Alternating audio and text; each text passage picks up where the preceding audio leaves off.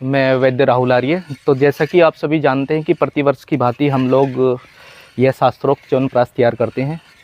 तो जैसा कि शास्त्रों में वर्णित है, इस च्यवनप्राश के जो गुण हैं, यह च्यवनप्राश सभी प्रकार के त्रिदोषों वात पित्त कफ का जो है कि शमन करता है।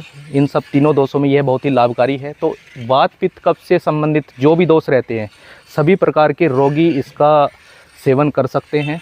वात से संबंधित जो भी रोग होते हैं, जैसे अर्थराइटिस है, जॉइंट पेन है, बैक पेन है, इस तरह के जितने भी वात व्याधि से रिलेटेड जो पेशेंट है, इसका यूज़ कर सकते हैं। इसके बहुत ही अच्छे रिजल्ट जो है कि हम प्रत्येक वर्ष की भांति हम सभी लोगों को, सभी रोगियों को देते हैं। तो आज हम उसी तरह से शास्त्रोक्त विधि से यह च्यवनप्राश तैयार कर रहे हैं। तो जैसे कि शास्त्रों में वर्णित है, च्यवनप्राश का जो महत्व है, इसको च्यवनप्राश क्यों कहा जाता है। च्यवनप्राश बहुत सारे अलग अलग आयुर्वेदाचार्यों की अलग अलग अपनी भावनाएं हैं, अलग अलग उनके विचार हैं कि यह च्यवनप्राश की 54 औषधियों से बनकर बनता है, 54 औषधियों से बनकर बनता है, इसलिए इसको च्यवनप्राश बोला जाता है। बल्कि यह बहुत ही गलत धारणा है।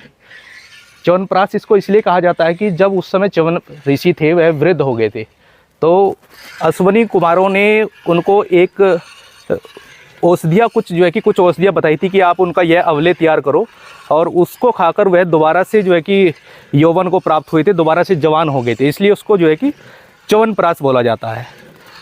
तो ये कुछ भ्रामक चीज़ें, भ्रामक विचार कुछ वैद्यों के हैं जो सोशल मीडिया पर डालते हैं, जो बहुत ही बिल्कुल गलत है। तो अच्छे च्यवनप्राश के लिए आप हमसे डायरेक्ट संपर्क कर सकते हैं। दिए गए नंबर पर आप अपने घर बैठे ऑर्डर करके, यह समस्त भारत में इसकी फ्री डिलीवरी उपलब्ध है। धन्यवाद।